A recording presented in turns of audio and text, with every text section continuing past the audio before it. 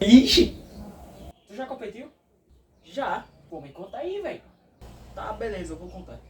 Fala, família. Nós está na área de novo.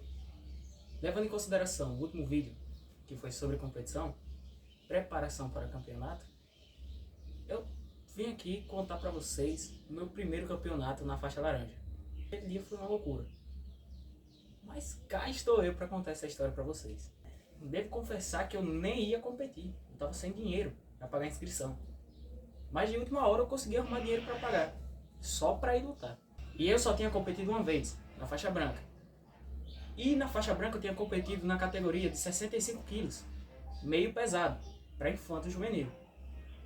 E eu achava que competindo na laranja pela primeira vez, assim, questão de meses depois da minha primeira competição, eu ia conseguir lutar na categoria meio pesada de novo.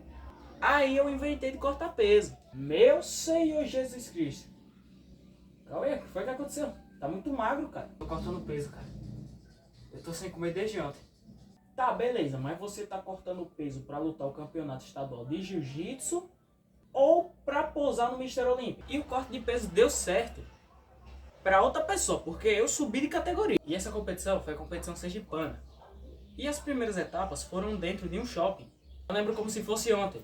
Eu e os guri descendo do carro e a primeira coisa que a gente pensou e fez foi ir direto na praça de alimentação. E o massa é que a gente, pessoas com nervoso pra lutar, quando estamos na área de concentração, qualquer nome vira o nosso. E, no meu caso, eu sempre era quase o último a ser chamado. No caso, quase o último da minha equipe. Ou seja, meus amigos já tinham lutado, alguns estavam descansando, outros já tinham pegado medalha. E eu tava lá na área de concentração, sozinho, mais ou menos assim. Cauê Mendonça. Eu? Cauê Mendonça? Não. Então foi mal aí, viu, meu parceirinho?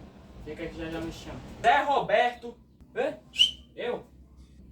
Oh, mas aí também já é sacanagem. E uma hora, finalmente fui chamado pra lutar. Eba!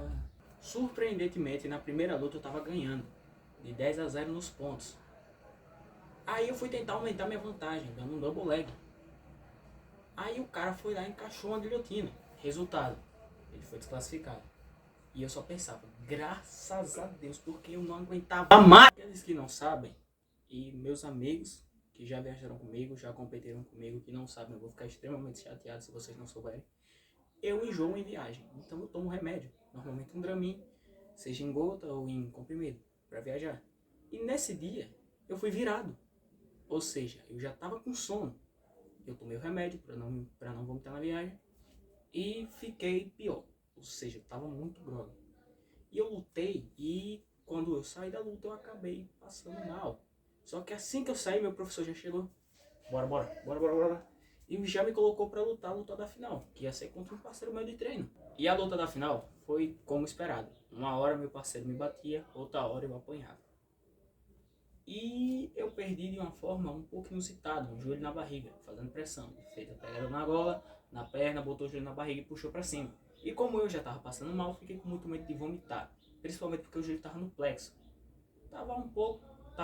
Não lembro direito, mas tava no plexo ou tava no estômago, na boca do estômago. E eu fiquei com muito medo de vomitar. Então eu bati, em desistência. Tenho uma coisa a declarar. Eu não esqueci aquele joelho na barriga. Eu vou descontar. Eu vou atrás de você. Apesar do resultado não ser o mais positivo possível, não ser primeiro lugar, o dia em si foi ótimo. Eu passei o dia com meus colegas, meus amigos, conheci pessoas novas naquele dia. Foi uma competição, foi a primeira competição de faixa laranja, então eu fiquei feliz. Eu fiquei feliz com o resultado, porque era a primeira competição de faixa laranja, era uma categoria nova, eram atletas novos, talvez mais experientes que eu. Mas eu fiquei feliz com o resultado, fiquei feliz com o dia. Foi um dia extremamente bom. E eu não me arrependo de nada naquele dia. Se eu tivesse a chance de reviver aquele dia, pra mim seria ótimo.